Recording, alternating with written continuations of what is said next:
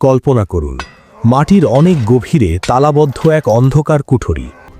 হাজার বছরের পুরনো এক লাশ, অথচ তার শরীর এখনও একদম তাজা। মনে হচ্ছে তিনি শান্তিতে ঘুমিয়ে আছেন। কিন্তু লাশের আঙুলের আংটিতে কেন আঁকা ছিল দুটি হিংস্র সিংহের একটি শিশুকে আদর করার অদ্ভুত ছবি? কি ছিল সেই লাশের পরিচয়? আর কেনই বা তাকে চিরতরে গুম করে ফেলার নির্দেশ দেওয়া হলো? হিজরি 17 অথবা 20 সালের দিকের কথা। মুসলিম বাহিনী পারস্য বা বর্তমান ইরান বিজয়ের অভিযানে বের হয়েছে।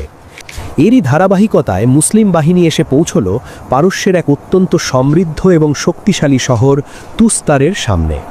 এটি ছিল পাহাড়ের উপর তৈরি এক দুর্ভেদ্য কেল্লা। এর চারপাশ ছিল উঁচু প্রাচীর দিয়ে ঘেরা। মুসলিম বাহিনীর সেনাপতি ছিলেন বিখ্যাত সাহাবী হজরত আবু মুসা আল আশারি রাদিয়াল্লাহু। একটানা 18 মাস ধরে মুসলিম বাহিনী এই কেল্লা ঘিরে রেখেছিল। অবশেষে এক গুপ্তচরের দেওয়া তথ্যে মুসলিমরা কেল্লার পানির নালা দিয়ে ভেতরে প্রবেশ করে এবং এক রক্তক্ষয়ী যুদ্ধের পর তুস্তার বিজয় করে। মুসলিমরা কেল্লা নিয়ন্ত্রণ নেয়। সাহাবীরা যখন কেল্লার ভেতরের সম্পদ জমা করছিলেন, তখন তারা কেল্লার গভীরে মাটির নিচে এক গোপন সুড়ঙ্গের সন্ধান পেলেন। রুমটি ছিল অত্যন্ত সুরক্ষিত। সাহাবীরা ভাবলেন নিশ্চয়ই এর ভেতরে হুরমুজানের সবচেয়ে দামি হিরে জওহরাত লুকানো আছে। কিন্তু ঘরের ভেতরের দৃশ্য দেখে সাহাবীরা থমকে দাঁড়ালেন। তাদের কোলাহল থেমে গেল। তারা দেখলেন ঘরের মাঝখানে এক উঁচু খাটিয়া, আর তার উপর রাখা আছে একটা লাশ। কিন্তু আশ্চর্যের বিষয় হলো, লাশটির মাথার কাছে রাখা আছে একটি পবিত্র ধর্মগ্রন্থ বা কিতাব। সাহাবীরা গুনে দেখলেন সেখানে প্রায় 80টি মটকা রয়েছে এবং প্রতিটি মটকা খাঁটি সোনা এবং রূপার মুদ্রায় কানায় কানায় পূর্ণ। তাদের নজর আটকে রইল সেই খাটিয়ার ওপর শুয়ে থাকা মানুষটির দিকে। সেনাপতি আবু মুসা আল আশারি রাদিয়াল্লাহু এগিয়ে গেলেন। তিনি অত্যন্ত সম্মানের সাথে লাশটির মুখের ওপর থেকে কাপড়টি সরালেন। উপস্থিত সবাই বিস্ময়ে সুবহান আল্লাহ বলে উঠলেন।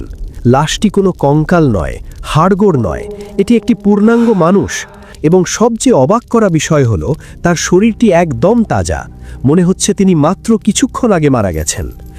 সাহাবীরা লাশের শরীর পরীক্ষা করে দেখলেন তার ঘাড়ের কাছে সামান্য একটু আঘাতের চিহ্ন আছে, যেন কেউ তাকে তলোয়ার দিয়ে আঘাত করেছিল। আবু মুসা আল আশারি রাদিয়াল্লাহু স্থানীয় পারসিক বা অগ্নিপূজারী বৃদ্ধদের ডেকে পাঠালেন। তখন স্থানীয় বৃদ্ধরা এক অদ্ভুত কাহিনী শোনালো। তারা বলল, হে আমির, আমরা জানি না এই ব্যক্তিটির নাম কি, কিন্তু আমরা তাকে ডাকি সাহিব উল মাতার বা বৃষ্টির মালিক বলে। আমাদের দেশে যখন তীব্র খরা দেখা দেয়, তখন আমরা এই গোপন কুঠুরি থেকে এই খাটিয়াটি বের করে খোলা আকাশের নিচে নিয়ে যাই। এই লাশটি আকাশের নিচে আনার সাথে সাথেই আকাশ কালো করে মেঘ জমে যায় এবং মুষলধারে বৃষ্টি শুরু হয়। সাহাবীরা অবাক হলেন, মৃত মানুষের ওসিলায় বৃষ্টি। আবু মুসা আল আশারি রাদিয়াল্লাহু লাশটি আরও ভালো করে পর্যবেক্ষণ করতে লাগলেন। লাশটির আঙুলে একটি আংটি ছিল। আংটিটি দেখেই বোঝা যাচ্ছিল সেটি অনেক পুরনো আমলের। আংটির পাথরের উপর খোদাই করে আঁকা ছিল একটা ছবি, দুটি বিশাল হিংস্র সিংহ, আর তাদের মাঝখানে বসে আছে একটি ছোট্ট শিশু। এই অদ্ভুত আংটির নকশা দেখে আবু মুসা গভীর চিন্তায় পড়ে গেলেন। তিনি বুঝতে পারলেন এই রহস্য উদ্ঘাটন করা তার একার পক্ষে সম্ভব নয়।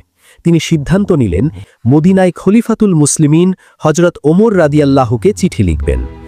আবু মুসা সাথে সাথে এক চিঠি লিখলেন।